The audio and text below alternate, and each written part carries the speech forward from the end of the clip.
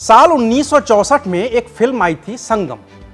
उसमें मुकेश का गाया हुआ एक गीत था, दोस्त दोस्त ना रहा, प्यार प्यार ना रहा, जिंदगी हमें तेरा एतबार ना रहा। अब 60 साल बाद इस गाने के बोल में थोड़े बदलाव किए जाएं और इनके राजनीतिक मायने निकाले जाएं तो गाना कुछ यूं भी हो सकता है कि दोस्त दोस्त ना रहा, प्यार प्यार ना रहा, राजनीति हमें तेरा एतबार ना रहा। और एतबार हो भी क्यों?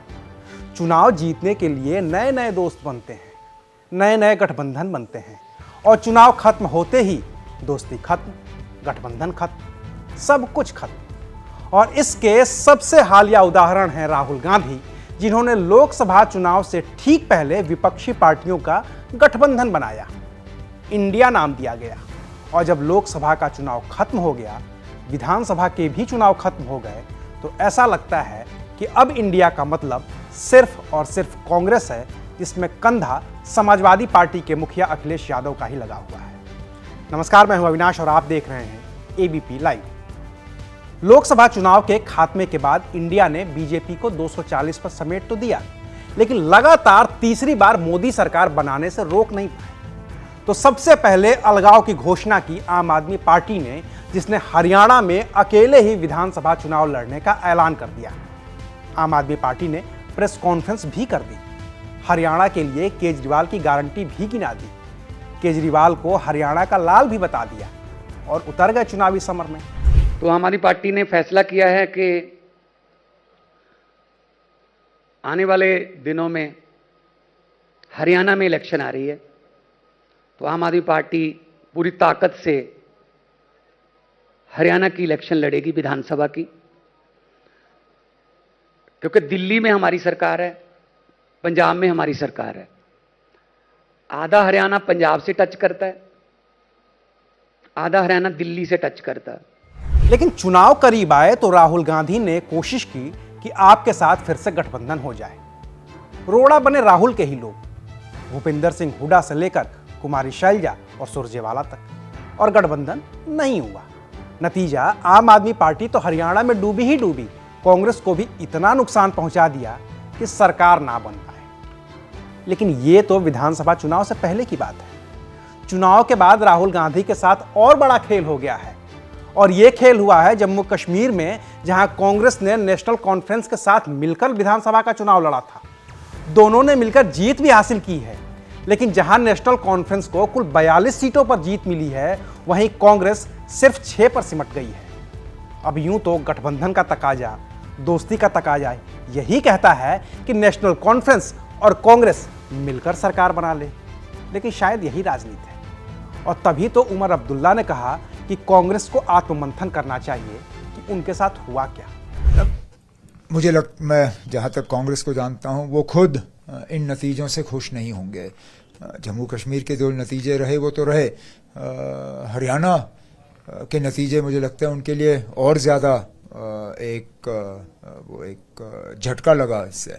अब कांग्रेस वाले अंदरूनी तौर बैठ के इस नतीजे का, इन नतीजों का जो है वो हिसाब लेंगे, और महाराष्ट्र और झारखंड से पहले अगर कुछ इसमें सुधार करना होगा, कुछ ठीक करना होगा, वो कर लेंगे।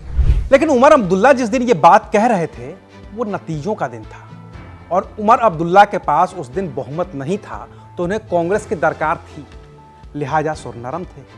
लेकिन अब तो जम्मू क्षेत्र के जीते हुए 4 निर्दलीय विधायकों ने उमर अब्दुल्ला का समर्थन कर दिया है।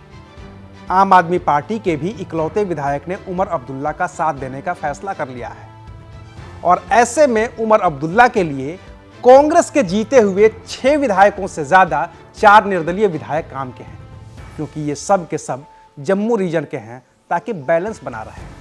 और उमर अब्दुल्ला को अपने पिता फारूक अब्दुल्ला के साथ कांग्रेस का धोखा भी याद ही होगा, जिसमें उमर अब्दुल्ला के पिता फारूक को मुख्यमंत्री की कुर्सी से हटाकर उनके फूफा गुल मोहम्मद शाह को मुख्यमंत्री बना दिया गया था। तो अब उमर अब्दुल्ला भी इस दोस्ती को शायद ही कायम रख पाए। बाकी दोस्ती तो अभी महाराष्ट्र में भी टूटनी तय है, क्योंकि कमजोर हो रही पार्टी के साथ न तो उद्धव ठाकरे राब्ता रखना चाहेंगे और न ही शरद पवार।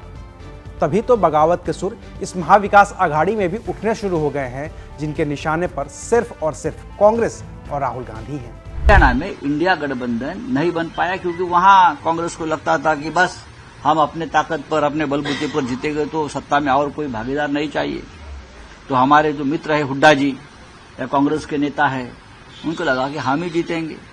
अगर समाजवादी पार्टी है अखिलेश जी की, आप है केजरीवाल साहब के नेतृत्व में, हमारे जैसे छोटे छोटे दल है, हमारे खाते में 1-2 सीटें आ जाती तो जरूर ये जो चित्र है, ये निर्णय है जो जनता ने दिया, उसमें जरूर बदलाव होता। बाकी टूट महाराष्ट्र में होगी तो झारखंड भी इसके प्रभाव से अछूता तो नहीं रहेगा।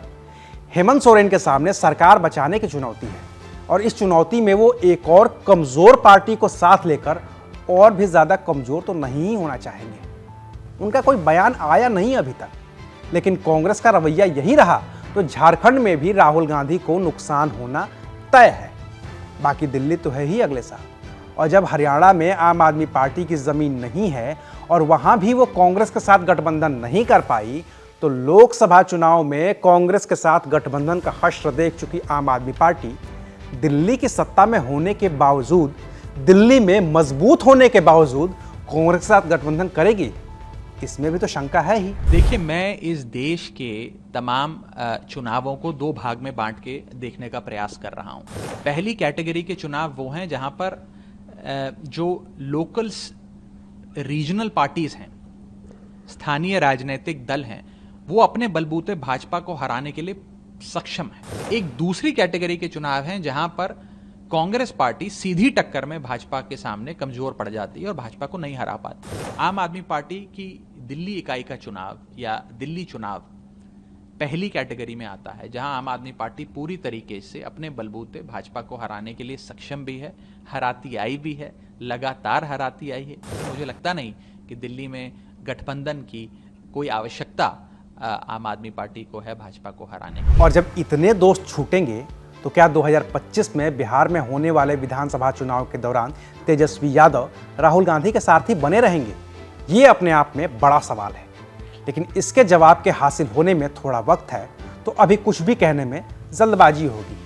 हाँ, एक नेता है जो कांग्रेस की, राहुल गांधी की इतनी फजीहत के बाद भी साथ देने को तैयार है, और वो हैं अखिलेश यादव, जिन्हें यूपी में अभी चंद दिनों में ही उपचुनाव लड़ना है 10 सीटों पर, लेकिन उम्मीदवार 6 सीटों पर ही उतारे हैं और कह रहे हैं कि कांग्रेस के साथ गठबंधन कायम रहेगा। क्या गठबंधन समाजवादी पार्टी और कांग्रेस का गठबंधन रहेगा? सर, हरियाणा इलेक्शंस को कैसे देखते हैं? हरियाणा कश्मीर में अब उस पर चर्चा अभी न की जाए तो ठीक है, लेकिन जब कभी मौका दूसरी बार मिलेगा तो मुलाकात में हम लोग चर्चा करेंगे।